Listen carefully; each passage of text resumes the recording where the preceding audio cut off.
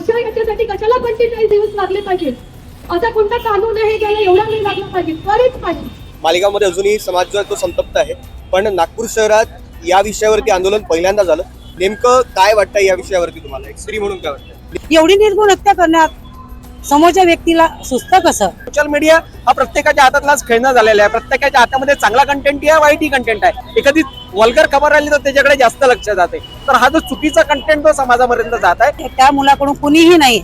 विशेष म्हणजे त्याचा सक्का भाऊ सुद्धा त्याच्यासोबत नाही आहे, कारण त्यांनी कृत्य तसं केलं आहे. ते लहान बालक आहेत किंवा ते मग हळूहळू वाढत जातात, तर त्यांच्या मानसिकतेमध्ये बदल होत आहे. त्यांचा बाईकडे पाहण्याचा दृष्टिकोन बदलत आहे. रक्षण कसं, आपलं स्वतःचं रक्षण कसं करावं हे देखील आई वडिलांनी शिकवायला पाहिजे. आई आपल्या मुलीला सांगते गुड टच बॅड टच काय असते, तसे सुद्धा त्या आईने आपल्या मुलाला सुद्धा सांगितलं नाही पाहिजे का ही बाई अशी आहे, ही मुलगी असं आहे. यज्ञाचे हे 4 बोटं जे आहे तो पूर्ण त्याने सोडून टाकले आणि घरात असे पसरून टाकले आहे. आणि कुठेतरी सकारात्मक संकेत मिळतो आहे की त्या व्यक्तीला नराधमाला फाशीची शिक्षा होईलच आणि निश्चितच असं झालं पाहिजे.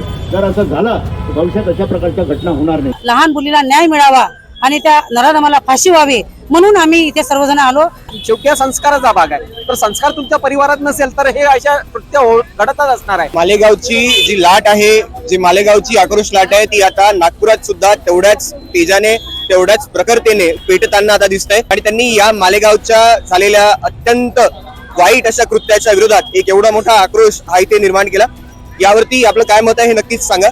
कॅमेरामॅन शाबाज सोबत मी वेदांग सट्टे, अभिजित, भारत न्यूज साठी.